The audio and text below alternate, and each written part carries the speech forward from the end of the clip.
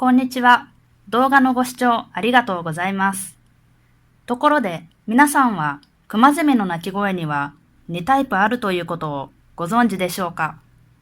一つ目は木に止まっている時の鳴き声です。そして二つ目は捕まえた時の鳴き声です。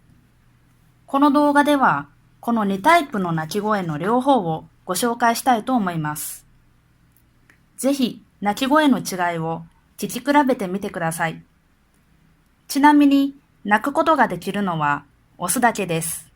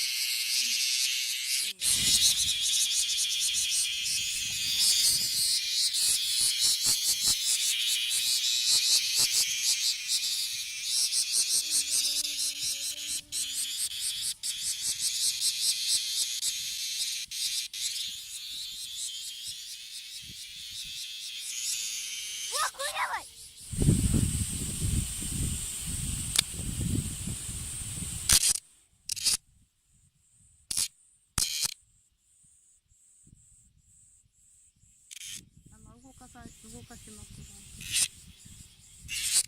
中見てて。ほい。まだ綺麗な。なんか綺麗な。そうやね。